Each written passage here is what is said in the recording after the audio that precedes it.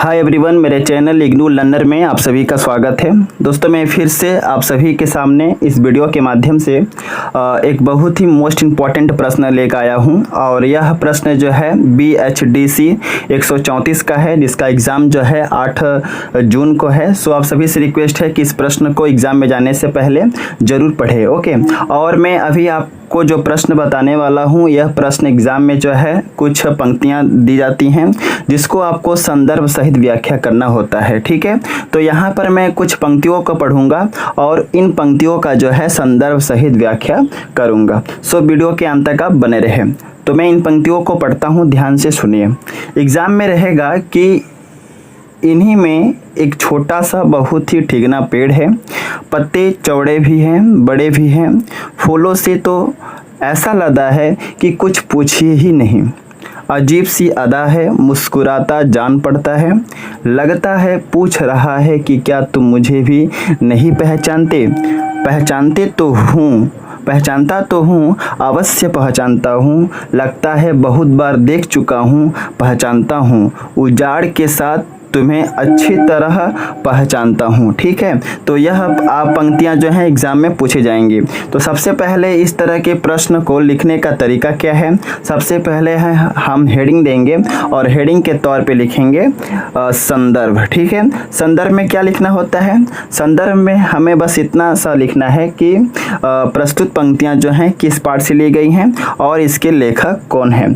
तो जो पंक्ति में अभी पढ़ा, यह पंक्ति जो है आचार्य हजारी प्रसाद द्विवेदी के द्वारा लिखा गया एक निबंध कुटज से लिया गया है, ठीक है। तो यह पंक्तियां कहाँ से लिया गया है, कुटज एक निबंध है, जिस निबंध को जो है आचार्य हजारी प्रसाद द्विवेदी जी ने लिखा है, ठीक है। इसके बाद हम प्रसंग हेडिंग देंगे और प्रसंग के अंतर्गत बस आपको इतना सा लिखना है कि प्रस्तुत पंक्तियों में हजारी प्रसाद द्विवेदी जी ने कुटज के पौधे के सौंदर्य और उनकी विशेषताओं के बारे में लोगों को परिचित कराया है, ठीक है।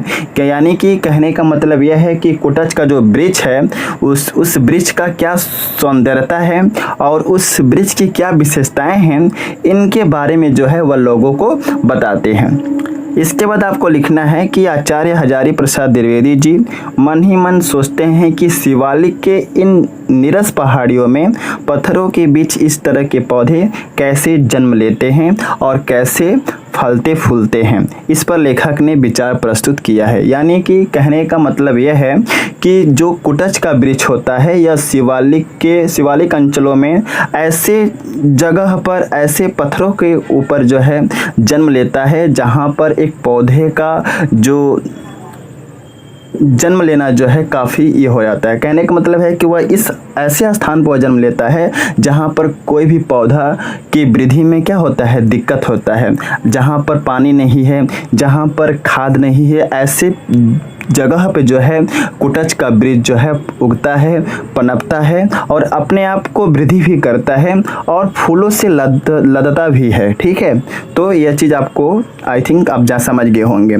इसके बाद जो है आपको व्याख्या के अंतर्गत सबसे पहले हेडिंग देना है व्याख्या, और व्याख्या के हेडिंग के अंतर्गत आप क्या लिखेंगे, इसके अंतर्गत आपको लिखना है कि प्रस्तुत पंक्तियों में हजारी प्रसाद द्विवेदी जी ने कुटज पौधे की विशेषताओं के बारे में और उनके सौंदर्य के बारे में वर्णन करते हुए कहते हैं कि कुटज पौधे के जो पत्ते होते हैं काफ़ी चौड़े होते हैं, ठीक है। यानी कि कुटज का जो वृक्ष होता है उस वृक्ष के अगर हम पत्तों को देखेंगे तो उसके जो पत्ते होते हैं काफ़ी चौड़े होते हैं और आकार में क्या होते हैं, काफ़ी बड़े होते हैं, ठीक है।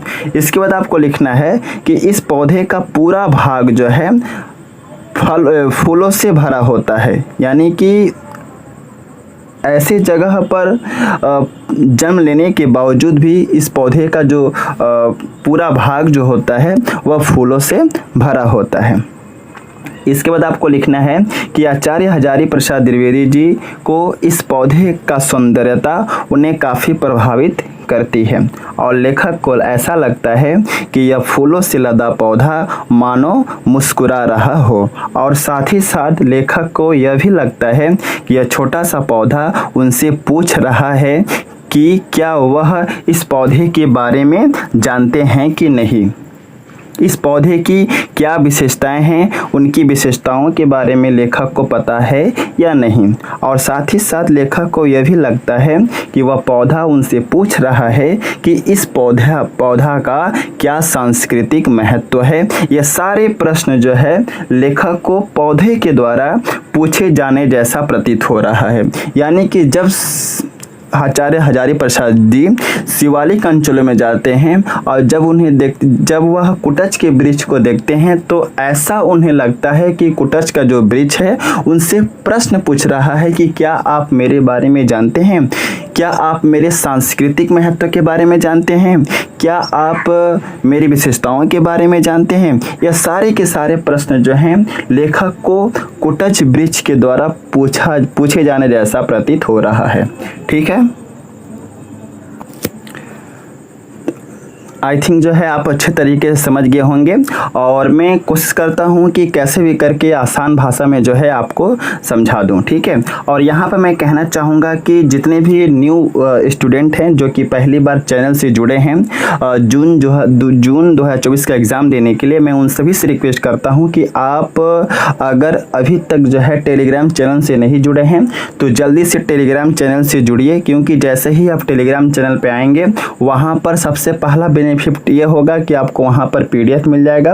और दूसरा बात ये होगा कि जितने भी मैं न्यू वीडियो अपलोड करूँगा आपके एग्ज़ाम के, वे सभी के सभी वीडियो के जो नोटिफिकेशन है आपको इंस्टेंटली जो है आपको टेलीग्राम चैनल पर देखने को मिलेगा। तो आप जल्दी से जो है टेलीग्राम चैनल से जुड़ जाइए। और जिन्हें जुड़ना नहीं आता है आप इस वीडियो के डिस्क्रिप्शन में जाइए, वहाँ पे बहुत सारा वीडियो है, वहाँ पे बहुत सारा लिंक है एक्चुअली टेलीग्राम चैनल से जुड़ने का। तो उस लिंक पर क्लिक कीजिएगा और जैसे ही आप वहाँ पर क्लिक कीजिएगा आप टेलीग्राम चैनल से जुड़ जाएंगे। ठीक है,